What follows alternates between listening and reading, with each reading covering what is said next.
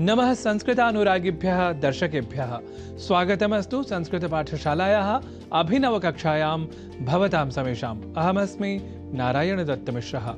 संस्कृत पाठशाला की कक्षा में आज शब्दों के शुद्ध उच्चारण और शुद्ध लेखन की श्रृंखला में चर्चा एक ऐसे शब्द की जिसके मूल को या प्रकृति को हम समझ लें या उसे स्मृत रखें तो हम अन्य भाषाओं में तथा कथित रूप से प्रचलित शब्द का उसी अर्थ में ही संस्कृत भाषा में भी अनुकरण के माध्यम से प्रयोग नहीं करेंगे।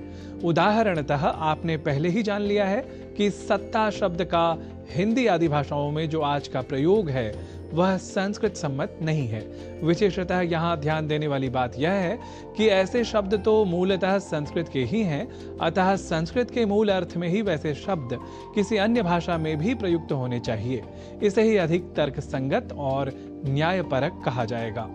अस्तु, आज पुनः ऐसे ही शब्द की बल्कि एक ऐसे शब्द की चर्चा कर लेते हैं जिसका प्रयोग संस्कृतगत शाब्दिक व्युत्पत्ति के अतिरिक्त अर्थ में ही हिंदी आदि भाषाओं में धड़ल्ले से हो रहा है, और वह शब्द है सकारात्मक, जिसकी संस्कृत प्रकृति के कारण संस्कृत प्रयोक्ता भी संशयापन्न हो अन्य भाषाओं में व्यवहृत अर्थ को ही आत्मसात करने की दुष्प्रवृत्ति से बाधित हो जाते हैं।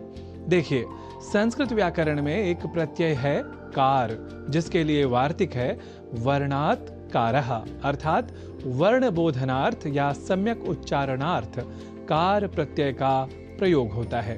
अर्थात आपको कहना हो अ तो आप कार प्रत्यय का प्रयोग कर सकते हैं और आप कह सकते हैं अकार या अकारः, ऐसे ही क या ककारः।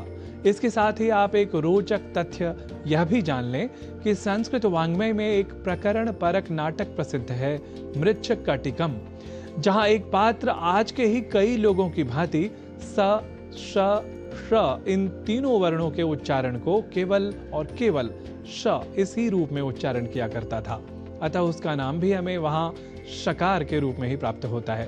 तो इसी वर्णात् कारः को ध्यान में रखते हुए जब हम स कहें तो सकार भी कह सकते हैं। और फिर सकार है आत्मा जिसकी, इस अर्थ में सकारात्मक या सकारात्मकः जैसे शब्द का प्रयोग हम संस्कृत में कर सकते हैं। अब बात कर लेते हैं कि आखिर हिंदी आदि भाषाओं में व्यवहृत सकारात्मक इस शब्द का समानांतर संस्कृत शब्द क्या है। देखिए, इसके लिए तो धनात्मकः, सम्यक, साधु, सुष्ठु जैसे शब्दों का प्रयोग हम कर सकते हैं। इसे वाक्य प्रयोग के माध्यम से भी समझ लेते हैं।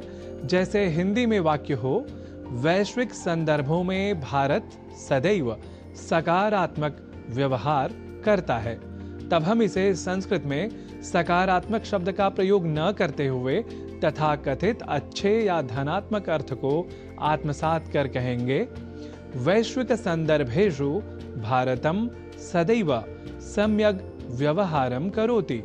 ऐसे ही हिंदी में कहें कि इस समय वैश्विक वित्तीय स्थिति सकारात्मक है, तो संस्कृत में इसे कहेंगे एतस्मिन् समये वैश्विकी वित्तीय स्थितिः धनात्मिकी अस्ति। और कहा जाए कि संस्कृत और संस्कृति के प्रति रहें सभी सकारात्मक, तो इसे संस्कृत में कहेंगे संस्कृतम संस्कृतिम च प्रति भवन्तु सर्वे धनात्मकाः। तो आप भी रहें सम्यक समीचीन स्थित्यां धनात्मक स्थित्यां वा इति शुभम कामयमानः। नौमि सर्वान् संस्कृत प्रियान्।